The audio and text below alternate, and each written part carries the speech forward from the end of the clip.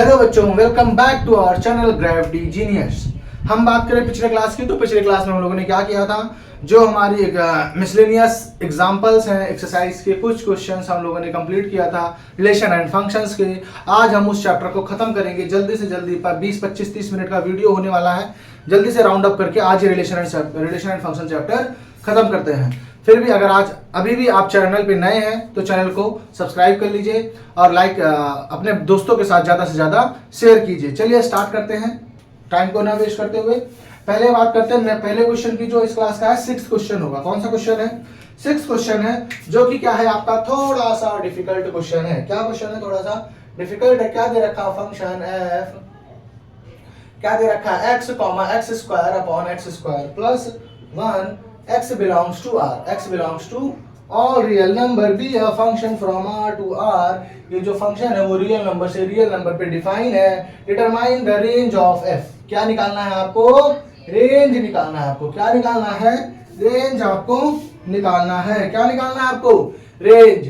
तो बेसिकली कहा जाए अगर आपको, तो ये फंक्शन है, तो इसका मतलब बेटा अगर ये y है तो y इज इक्वल टू कितना होगा? क्योंकि यही y होता है आपका, तो y इज इक्वल टू आपका x स्क्वायर प्लस 1 है। क्या है? y is equal to x square plus 1 है। आपको क्या निकालना है? रेंज। तो रेंज निकालने का मैंने मेथड बता रखा है आपको, क्या कि convert it into terms of y, x in terms of y, x को in terms of y convert करना है। तो चलिए कन्वर्ट करते हैं। सबसे पहले cross multiplication y x square plus 1 is equal to x square. इसको बहुत ही आराम से करेंगे क्योंकि बहुत इंपॉर्टेंट क्वेश्चन है। तो अब इसको जब मल्टीप्लाई करेंगे तो y x square plus y is equal to x square. अब आपको क्या करना है? एक्स स्क्वायर का टर्म एक साथ रखना है, y का टर्म अलग रखना है, क्योंकि हमको इक्वेशन x के y के टर्म्स में चाहिए। ठीक है ना? क्या चाहिए? y के टर्म्स में इक्वेशन चाहिए, इसलिए हम एक्स स्क्वायर को एक साथ रखते हैं। तो y is equal to x square minus y x square. ठीक है ना? तब यहाँ से y यहाँ से कॉमन लेंगे x स्क्वायर, तो ये बचेगा क्या? 1 माइनस वाई। तो यहाँ से x square is equal to हो जाएगा y अपॉन में 1 माइनस वाई। अब ये आपको इक्वेशन मिल गया x in terms of y। तो यहाँ से x इज इक्वल टू क्या हो जाएगा? Square root of y upon 1 minus y. ये आ गया आपका। ठीक है ना? ये आपका आ गया equation x in terms of y। अब हमको निकालनी है रेंज। ये तो हमने अभी रेंज निकालने के लिए क्या किया है? कन्वर्ट किया है। अब रेंज निकालने की बात करें यहाँ पे, तो रिस्ट्रिक्शंस देखने पड़ेंगे हमको, क्योंकि अब यहाँ पे 2 रिस्ट्रिक्शंस है। 2 क्या है? एक तो स्क्वायर रूट में भी है बेटा, दूसरा डिनोमिनेटर में भी है। तो सबसे पहला रिस्ट्रिक्शन हम ये लगा देते हैं कि 1 minus y not equal to 0। तो y की वैल्यू 1 नहीं हो सकती है। सबसे पहले तो रिस्ट्रिक्शन यही है कि y की वैल्यू 1 कभी भी नहीं हो सकती है। अब स्क्वायर रूट में हमारा क्या होना चाहिए? पॉजिटिव। तो पॉजिटिव यहाँ पे ना क्या है? फ्रैक्शन। यहाँ पे क्या है बेटा? फ्रैक्शन। तो फ्रैक्शन 2 तरीके से पॉजिटिव होता है। एक तो क्या होगा? या तो दोनों पॉजिटिव हो, या तो क्या हो? दोनों पॉजिटिव हो तब भी पॉजिटिव होगा, या तो दोनों निगेटिव हो। दोनों निगेटिव होंगे तो भी पॉजिटिव होगा। दोनों केसेस में पॉजिटिव होगा। तो यहाँ पे लेना पड़ेगा आपको केस 1 की y greater than 0 and 1 minus y greater than 0। y greater than equal to, numerator तो 0 हो सकता है लेकिन डिनोमिनेटर 0 नहीं हो सकता है, तो इसलिए यहाँ पे सिर्फ ग्रेटर देन 0 लगाएंगे। यहाँ पे केस 2 की बात करें तो y less than equal to 0 and 1 minus y less than 0। 1 minus y less than 0। अब यहाँ से सॉल्व करें बेटा, तो ये ध्यान रखना एंड है, यहाँ पे भी एंड है और बीच में केस है और। या तो ये होगा और या तो ये वाला केस हो रहा होगा, इस चीज का ध्यान रखिएगा। अब हम बात करें y ग्रेटर देन 0 एंड ये 1 माइनस वाई ग्रेटर देन 0, तो यहां से minus y greater than minus 1, तो y लेस देन 1। अब जब इसको नंबर लाइन पे प्लॉट करें तो 0 1 ये आपका आ गया इंफिनिटी और ये आ गया माइनस इंफिनिटी। अब क्या कह रहा है? 0 से ग्रेटर। तो 0 से ग्रेटर आपका ध्यान से समझेंगे, 0 से ग्रेटर आपका क्या है? पूरा ये लाइन है। और 1 से छोटा, तो 1 से छोटा आपका ये लाइन है। 1 से छोटा आपका क्या है? ये लाइन है। अब इन दोनों को अगर हम कंबाइन करें तो हमको क्या मिलता है? y की वैल्यू यहां से मिलती है 0, तो मिलती ही मिलती है। 0 के बाद क्या मिलती है? 1 मिलती है। 0 से 1 कभी भी नहीं हो सकता, 1 कभी भी नहीं हो सकता है। अब हम केस 2 की बात करें, ये आपका आ गया केस 1 से आंसर। ये क्या आंसर क्या आएगा? केस 1 से। अब जब हम केस 2 में देख लेते हैं तो y क्या है आपका? लेस देन इक्वल टू 0 है। y क्या है? लेस देन इक्वल टू 0 है और यहाँ इससे सॉल्व करेंगे तो 1 माइनस वाई लेस देन 0, तो माइनस वाई लेस देन -1, तो y ग्रेटर देन 1। अब इसको नंबर लाइन पे प्लॉट करें, 0 1 इन्फिनिटी माइनस इन्फिनिटी, 0 से छोटा 1 से ग्रेटर, तो इसमें कोई भी कॉमन पार्ट नहीं मिला, तो इसका मतलब इस वाले से अगर सॉल्यूशन ढूंढेंगे तो फाई मिलेगा। क्या मिलेगा? फाई। क्या मिलेगा बच्चों? फाई। कुछ भी नहीं मिलेगा, खाली हाथ आए थे हम, और खाली हाथ क्या करेंगे? चले जाना पड़ेगा हमको यहाँ से। तो हम बात करें तो यहाँ पे हमारा आंसर ये आया, बीच में लगा हुआ है और यहाँ से आंसर ये आया, तो इन दोनों को जब हम कंबाइन कर लेंगे, क्या करेंगे? कंबाइन करेंगे तो यूनियन फाई। अब फाई से किसी भी सेट का यूनियन लेने से उस सेट को फर्क नहीं पड़ता है, तो y बिलोंग्स टू आपका क्या हो जाएगा? 0 to 1। तो यही आपका हो जाएगा रेंज। इससे बाहर, रेंज का मतलब इससे बाहर चीजें नहीं जा सकती हैं, तो y के रेंज में सिर्फ इतना ही है। बेचारे के पास सिर्फ एक ही इंटरवल आया, छोटा सा, ठीक है ना, तो इसका रेंज ये हो जाएगा। होप ये चीज समझ में आई होगी आपको। नहीं समझ में आती है, वीडियो को एक बार रिपीट करके देख सकते हैं। ये बहुत इंपॉर्टेंट क्वेश्चन है, मैंने इसको बहुत इजी तरीके से समझाने की कोशिश की है, ठीक है ना। स्क्रीनशॉट ले लीजिए जल्दी से।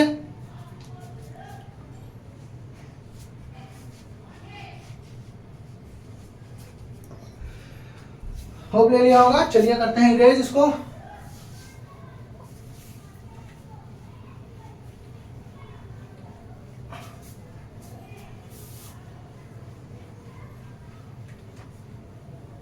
हम बात करते हैं अपने 7th क्वेश्चन की। तो 7th क्वेश्चन क्या दे रखा है? बहुत ही आसान। f दे रखा है fx x + 1, gx दे रखा है 2x - 3, और फाइंड क्या निकालना है बताइए। इतना आसान, f - g। इतना आसान क्वेश्चन है। क्या करना है? फंक्शन दे रखा है fx gx, तो आपको निकालना है f + g f - g f/g। तो f + g क्या हो जाएगा? आपको कुछ नहीं करना है, दोनों फंक्शंस को हमने आपको अलजेब्रा ऑफ फंक्शन में पढ़ा रखा था, तो ये हो जाएगा 3x - 2। f - g की बात करें तो x + 1 - 2x - 3, तो ये हो जाएगा x + 1 - 2x + 3, तो ये हो जाएगा बेटा -x + 4। क्या हो जाएगा? -x + 4। f/g क्या हो जाएगा? तो सिंपल सा डिवाइड कर देना है आपको 2x - 3। यहाँ पे एक चीज जरूर मेंशन कर दीजिएगा कि x की वैल्यू 3/2 नहीं हो सकती। नहीं हो सकती। क्यों नहीं हो सकती? क्योंकि डिनोमिनेटर हो जाएगा 0। अगर x की वैल्यू हम ले लेते हैं 3/2, तो उस केस में ये फंक्शन हो जाएगा अनडिफाइंड। तो यही आपका हो जाएगा फाइनल आंसर। कर लीजिए जल्दी से इसका स्क्रीनशॉट ले लीजिए। अब जो क्वेश्चन है आपके बहुत ही जल्दी जल्दी होंगे, बहुत ही डिफिकल्ट नहीं है, बहुत ही आसान है। होप ले लिया होगा। करते हैं इरेज इसको।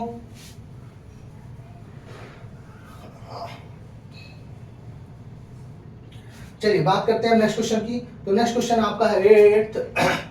क्या कह रहा है? f11 ये आपका फंक्शन है। उसके कुछ ऑर्डर्ड पेयर दे रखे हैं 1 1 2, 3 0, -1 -1, -3। कह रहा है ये एक फंक्शन है z to z। कैसा फंक्शन है ये?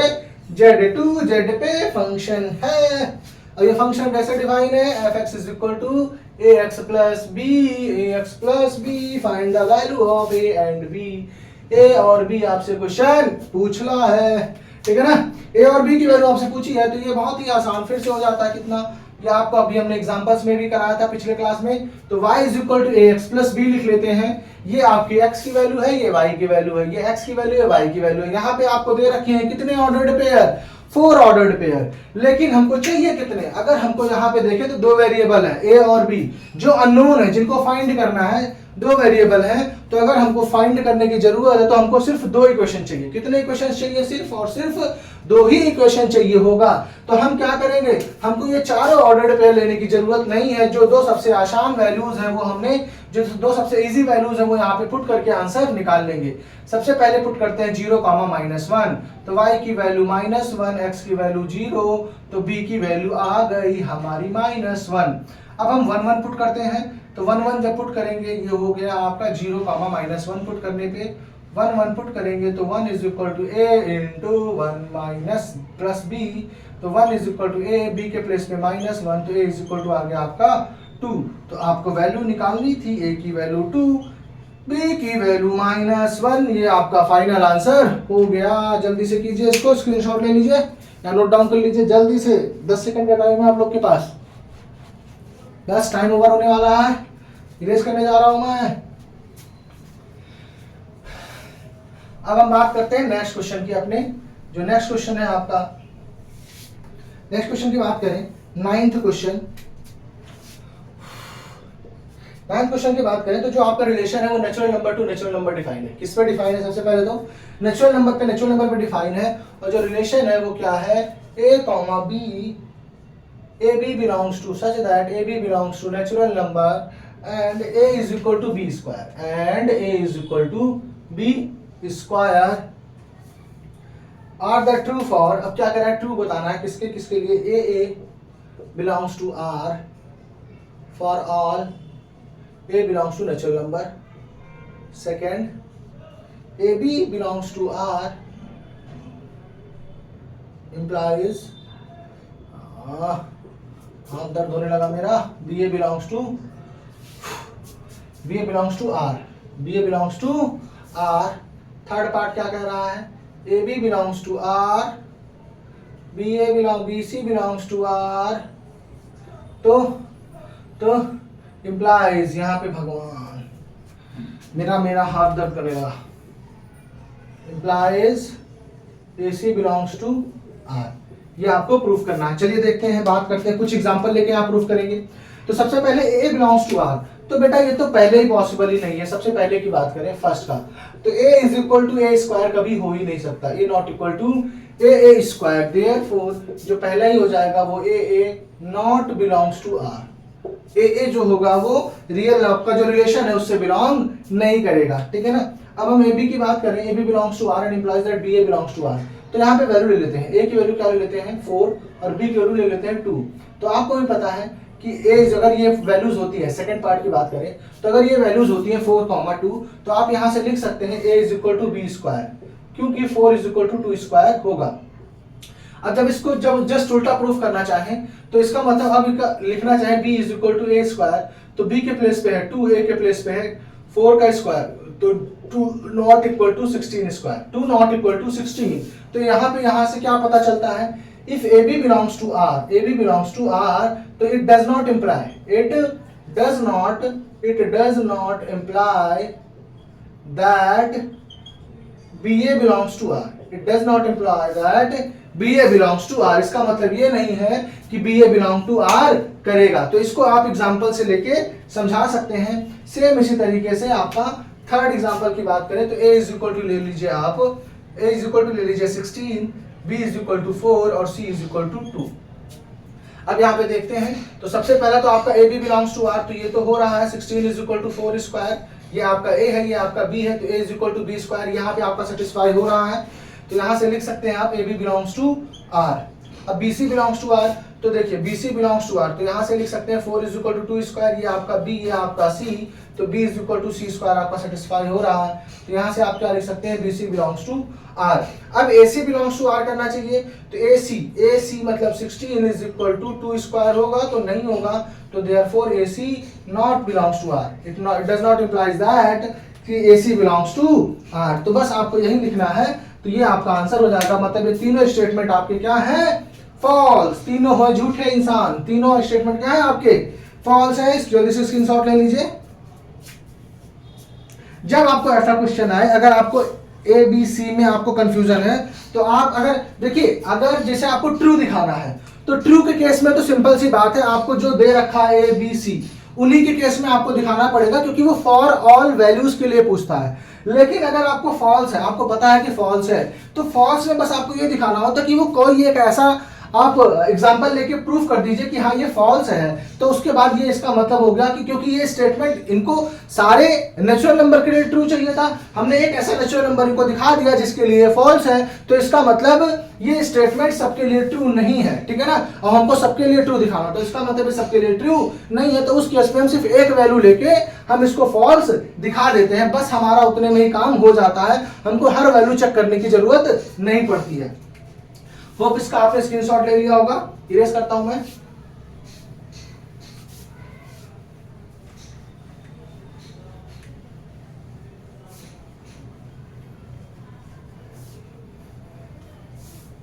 हम बात करते हैं 10th क्वेश्चन की।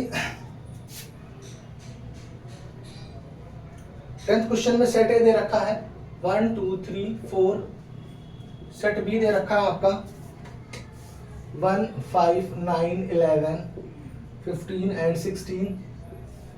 फंक्शन दे रखा है आपको एक 1, 5 2, 9 3, 1 4, 5 2, 11। ये आपको एक फंक्शन दे रखा है। f is a relation from a to b। क्या पूछा है स्टेटमेंट आपको पूछा है, फर्स्ट स्टेटमेंट क्या पूछा है, f is a relation from a to b। ठीक है ना। सेकंड क्या पूछा है आपसे, तो सेकंड पूछा है f is a function, f is a function from a to b। अब आपको क्या करना है, बताना है, फिर आपको जस्टिफाई भी करना है। चलिए बात करते हैं। तो पहले फंक्शन की बात करते हैं। फंक्शन की बात करें तो आप देखिए कोई भी ऑर्डर्ड पेयर है जिसका सेम फर्स्ट एलिमेंट है 1 2 3 4 2, 1 2 3 4 2। तो यहाँ पे देखिए 2, 9 और 2, 11, 2, 9। तो यहाँ पे क्या है, क्या लिखेंगे, f इज नॉट अ, ये सेकंड पार्ट का आंसर है सबसे पहले तो, not a function from a to b। Reason because 2, 9, 2, 11 have same ordered pair which have same first element and different second element. ठीक है ना। तो ये आपका फर्स्ट आंसर, सेकंड का आंसर हो जाएगा। फर्स्ट की बात करें, क्या कह रहा है, f is a relation from a to b। f a के बीच, f a और b के बीच में रिलेशन है। तो आप देख लीजिए कि जो पहले एलिमेंट्स है वो सारे सेट a से हैं, तो इसका मतलब सही है। और जो सेकंड एलिमेंट है 5 9 1 5 11, 5 9 1 5 11, तो इसका मतलब जो सेकंड एलिमेंट है वो सारे क्या है, आपके सेट बी से हैं। तो इसका मतलब ये आपका रिलेशन है। ठीक है ना। f is relation from set A to B because, क्या लिख देंगे, because first element of ordered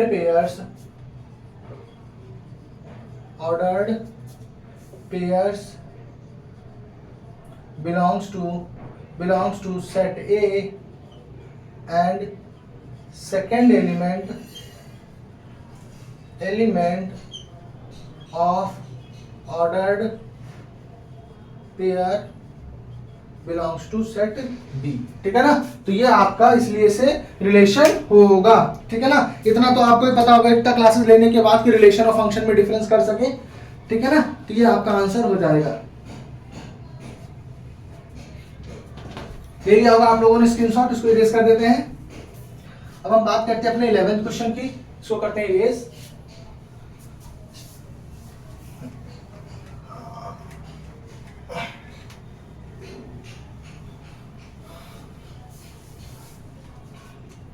हम बात करें 11th क्वेश्चन की, let f be the ordered subset of z। क्या कह रहा है आपका, क्या कह रहा है, let f be the subset of z cross z। 11 क्या कर रहा है, एक फंक्शन है वो क्या है, सबसेट है, फंक्शन है वो सबसेट है z क्रॉस z का। ठीक है ना। f इज इक्वल टू, जो फंक्शन है वो डिफाइन है कैसे, a b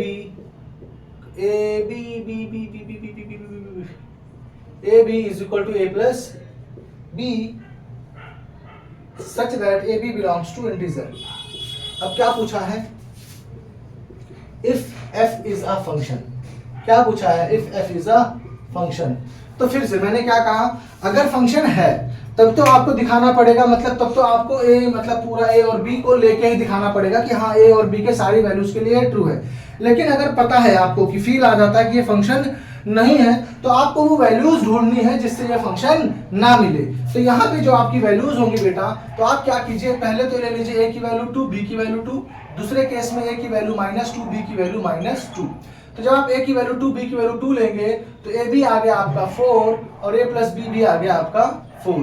जब आप ये लेंगे तो a b आ गया आपका 4 और a प्लस b आ जाएगा आपका -4। तो यहाँ से ऑर्डर्ड पेयर बना 4,4, यहाँ से ऑर्डर्ड पेयर बना आपका 4, -4। अब यहाँ पे two ordered pair have same first element and distinct second element, therefore this is not a function. अब यहाँ पे क्या लिख दोगे, therefore here two ordered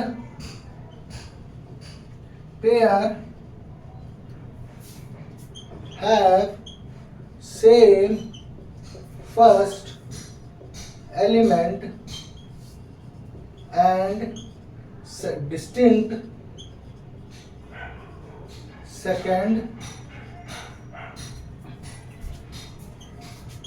element, therefore f is not a function। ठीक है ना, होप समझ में आ गया होगा। जल्दी से जल्दी स्क्रीनशॉट ले लीजिए, जल्दी से स्क्रीनशॉट ले लीजिए इसका।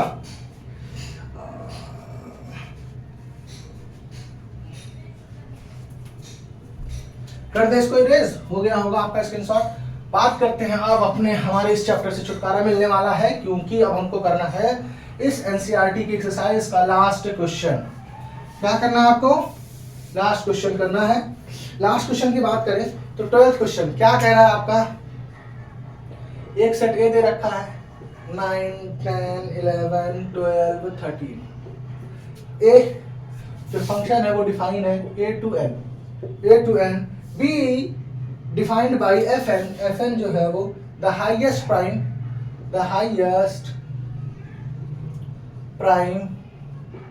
Factor of n। Find range of f। बेटा f का आपको क्या करना है, रेंज निकालना है। और क्या है, जो fn है वो क्या है, highest prime factor of n है, और जो फंक्शन है वो fa से डिफाइन है। तो आपको कुछ नहीं करना है। 9 का हाईएस्ट प्राइम फैक्टर आपका 3 है, 10 का हाईएस्ट प्राइम फैक्टर आपका 5 है, 11 का हाईएस्ट प्राइम फैक्टर आपका 11 है, 12 का हाईएस्ट प्राइम फैक्टर आपका 3 है, 13 का हाईएस्ट प्राइम फैक्टर आपका क्या है, 13 है। तो ये सारा हाईएस्ट प्राइम फैक्टर है, और यही आपका क्या है, रेंज। यही आपका क्या है, रेंज बिलोंग्स टू 3, 5, 11, 13। दोबारा 3 नहीं लिखेंगे क्योंकि रिपीट हो जाएगा, ऑफसेट्स में रिपीट नहीं होता है। तो यही आपका क्या हो जाएगा, फाइनल आंसर हो जाएगा। ये होता है आपका चैप्टर, आज खत्म हो जाता है। अब हम नेक्स्ट क्लास में स्टार्ट करेंगे आपकी ट्रिग्नोमेट्री बहुत अच्छे से पढ़ेंगे, आराम से पढ़ेंगे। बहुत इंपॉर्टेंट चैप्टर है, आगे के लिए भी, 12th के लिए भी बहुत इंपॉर्टेंट चैप्टर है। अच्छे से उसको हम लोग डिस्कस करेंगे। तब तक अपने दोस्तों के पास ज़्यादा से ज़्यादा शेयर कीजिए, उनको बताइए कि सुनील सर चल रहे हैं आप ट्रिग्नोमेट्री पढ़ाने, आपको एसके राज से ट्रिग्नोमेट्री पढ़ाने चल रहे हैं। वहाँ पर चल के अच्छे से ट्रिग्नोमेट्री को कंसेप्ट, सारा ट्रिग्नोमेट्री के जितने भी कंसेप्ट है, छोटे से छोटे concept, graph of trigonometry functions, जितने भी चीज़ें होंगे वो सारी चीज़ें वहाँ पे क्लियर होंगी। ठीक है ना, तब तक पढ़ाई करते रहिए अच्छे से और एंजॉय कीजिए। Thank you.